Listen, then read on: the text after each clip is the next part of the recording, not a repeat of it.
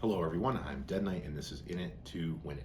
We are talking about Season 94 Fracture and Alterac Valley, and today I want to focus on discussing Hero Power Mage, also known as Ping Mage. Sometimes you can variate this with big spells. I just went straight with maximizing hero power and tempo, and I'll talk about why in this deck and kind of what choices you can make and how the deck feels right now. And I'm going to start with how the deck feels right now, which is it feels hard. It feels a little bit not fun to play. It feels really reliant on specific draws, and it feels kind of inconsistent. And it can beat every deck, but it's so draw dependent that it just didn't feel very fun for me to play with. So I ended up tossing this on the Legend run, but I'll definitely come back to it and play it because it does work out really well sometimes. So I've experimented a lot with Hero Power Mage. Any of you who have watched any of my previous videos have seen that I've made 2 other videos before Fracture and Alterac Valley about Hero Power Mage. Some of the shortfalls that it has, I've definitely given this deck more than its fair share of attempts, more than its fair share of tweaks with builds to try to find one that I like and that works really well. This is the best one I've got so far, and it does work really well. I actually was at rank 1 with this guy and then hit a wall and lost a bunch of games before deciding to abandon it. But it's good, the tools are there, it's just I don't feel like it's really that consistent, and here's why. The deck is extremely dependent on pulling the hero power synergy cards to win. So Wildfire is the heart and soul of this deck. If you don't play a turn 1 Wildfire, or if you don't get Wildfire in your first 5 or 6 turns even, you can pretty much write off the game. It's really hard. And because of that, a lot of the deck is built around drawing cards and trying to find Wildfire. The problem is you can't really do that with Arcane Intellect or any of your spell-based card draws in this deck because you need to put minions on the board. You don't really have any good way to deal with a wide board except your other hero power synergy card, which is Reckless Apprentice. So you have this dude out. If you don't get those 2 guys together, Reckless Apprentice without Wildfire, even that doesn't really do you much good. It does some good, but it's really undervalued if you don't have Wildfire out.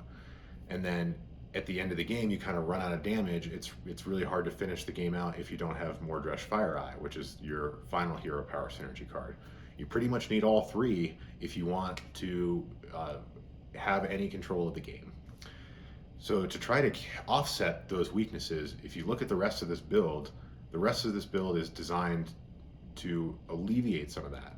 You have a lot of minion-based card draw. That is going to help you stay on the board while fishing for your Wildfire. The good thing for Mage is a lot of those minions are drawing spells. So we're not running a lot of spells. We're running just enough spells to contest the board and just enough spells mix to maximize our other options. The first option I want to talk about is Multicaster. From what I can tell, Multicaster is a must. You really need drawing those 2 or 3 cards early game to smooth out your deck and make it consistent and have a chance to get your late game engine going. In order to maximize Multicaster, the spells that we're running are early spells that are going to fight for the board. So you got Brain Freeze, you got obviously Wildfire as your only fire spell.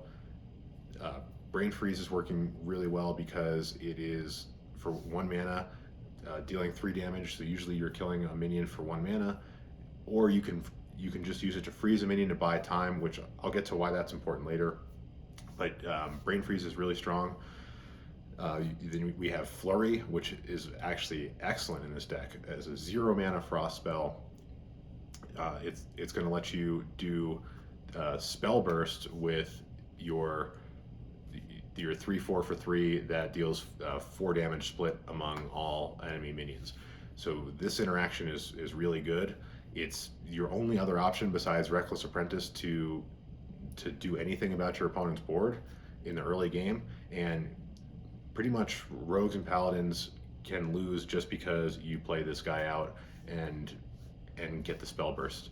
And once they fall behind from there, you have a chance at keeping the board with your tempo cards and drawing cards. So you need this guy in here. Flurry is a really great way to activate that. It's also a really great late game tool, and I'll talk about how to survive in the late game with this card later. But the only other spell that you are running, two more spells. One is Devolving Missiles.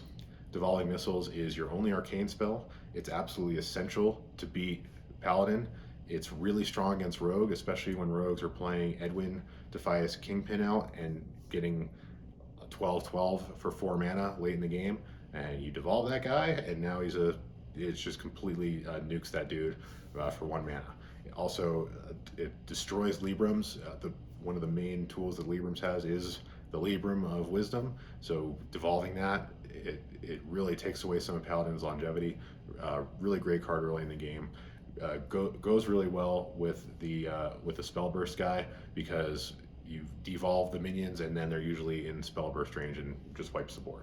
So that's the spell for arcane. And then we have our 1 mage shadow spell. We're running 2 copies of Mask of Cthulhu.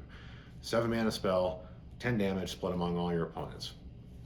I don't really like this card. There's a lot of good reasons to run it.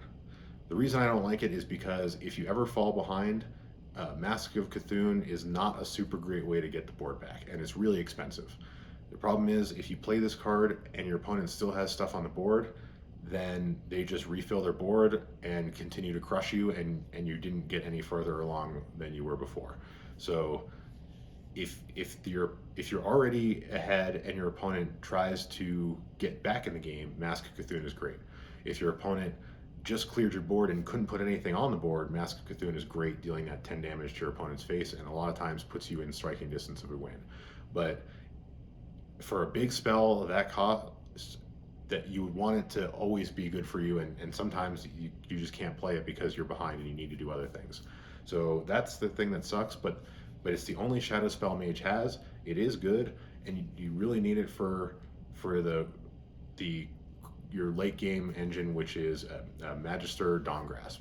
So the new Hero Mage has been recently buffed in a couple of different ways. So I said this was the worst card for a Mage when it came out, and I think I was right, because they buffed it massively immediately after they printed it. So it used to cost 8 mana, now it costs 7. And they now buffed Wildfire so that it synergizes with this card. So it still has the major drawback, that it doesn't have friendly protection, so it still casts those spells randomly. So when you look at those spells that I've just mentioned that you're running in this deck, all of them except Brain Freeze are always upside. That means that you can't accidentally damage yourself with them. So Wildfire just always buffs your hero power. Devolving Missiles always just devolves your opponent's board. Mask of Cthulhu is always dealing 10 damage to your opponent's board. Flurry is always freezing minions for your opponent. So you're never going to just accidentally blast yourself with Dawngrasp. So you're not going to fireball yourself in the face. You're not going to first flame your own minion. Obviously, you could still brain freeze them, but it's worth it because it's just good for the early game. You need it. But yeah, so that's why we're running Dawngrasp, and that hero power does ramp up. So you do need, now that Dawngrasp synergized with Wildfire, you actually can start stacking those honor kills and get 7, 8, 9 damage hero powers, and you can close out games that way. So you need this as a finisher, because Hero Power Mage is pretty weak in the end game. Your only other end game closer here is Mordresh Fire Eye, and that guy is usually your game winner. So most games that you win with Hero Power Mage is because Mordresh Fire Eye hits the table and kills your opponent. But until then, you've got to play these minions to hope that you draw the right spell, and hope that everything works out. One of the ways you do this is Frostweave Dungeoneer. So you've got 10 spells in this deck, 4 of them are Frost. So you have a 40% chance to spike 2 freezing elementals, which is great if you ever do. That's another one of the upsides of playing Brain Freeze, even though it's meh with Dawngrasp. So that's a good way to get some early game presence. And if you ever do hit a Frost spell with that, that's huge. Also, if you hit Wildfire with it, it's huge. because it's always drawing you a spell, and you need to draw that Wildfire or you're probably going to lose. So Dungeoneer is really good, always draws you a spell. Sometimes you can get some high rolls on that. But if you get Mask of Cthulhu early game when you really needed one of these early spells to help you out, or your Wildfire, you usually are going to fall irreparably behind in this game. And that's one of the problems with Mask of Cthulhu. One of the good things about it is, if you look at this list, there's really nothing to do on turn 6, which is why we are running Shivering Sorceress.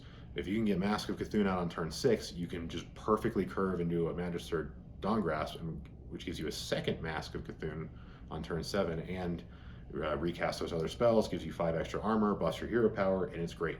So Shivering Sorceress, we're running just because it's got great stats on turn 1, and it can give you an exceptionally smooth curve. The other thing that's really good about this, and this is a pro tip maneuver right here, if you have Wildfire in your opening hand and you have Shivering Sorceress, or even any 1 mana spell, don't be afraid to just fire off Shivering Sorceress and discount one of those cards to 0. Not only is that great for activating your Spell Burst guy, but it's great for playing 0 mana combos into Wand Thief, and it's great for surprise 0 mana Wildfire. So a lot of times I'll play Shivering Sorceress on turn 1. My opponent will play, let's say they'll play a Knight of Anointment, and then they're deciding, well, if I coin out a Libram here, or if I put Hand of Adal on this guy, then I'll be able to trade with that Shivering Sorceress. And he doesn't have enough mana to Wildfire and then Hero Power my guy and kill it. But I do, because I made my Wildfire cost 0 and I just didn't play it right away.